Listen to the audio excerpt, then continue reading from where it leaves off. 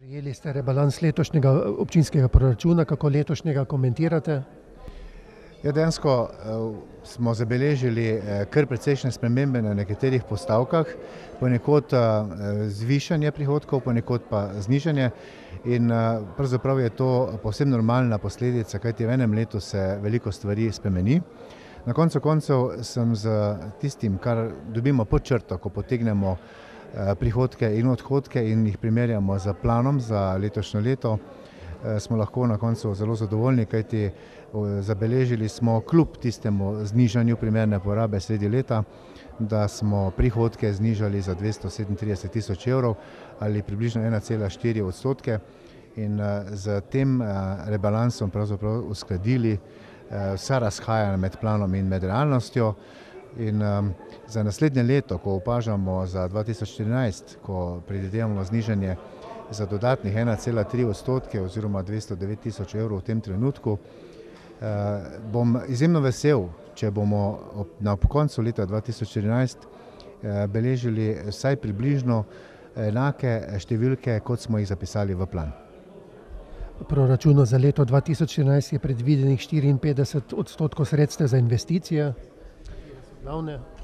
Glavne investicije so prav gotovo nadaljevanje izgradnje in pa tudi dokončanje centralne čistilne naprave in pa vseh tistih primarnih kolektorjev na področju kanalizacijskih cevi, ki še manjkajo. Govorim tako o levo in desnobrežnem kolektorju čez Slovenske Konjice in pa glavnina, to je kolektor v smeri Bezine in pa eden v smeri Mizarske ulice oziroma smeri Blata. Za ta projekt bo v naslednjem proračunu predvideno 4,3 milijona evrov.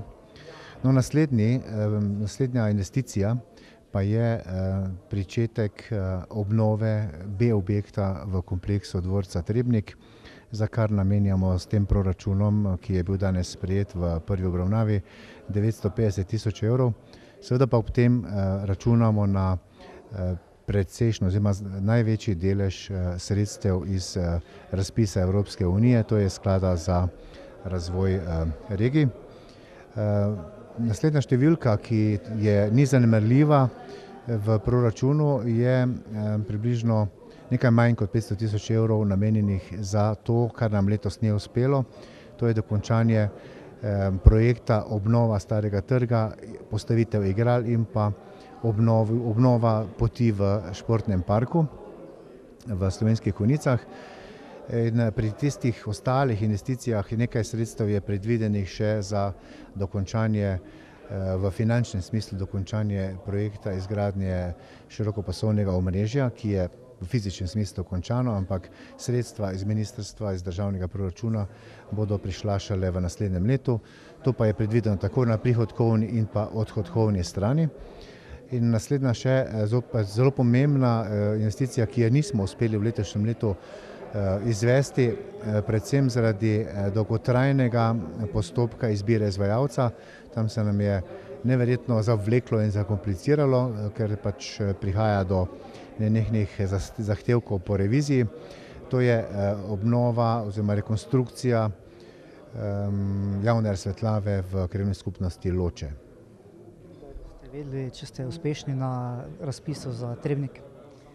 V naslednjih nekaj dneh bi naj že bila odločba o dodelitvi sredstev.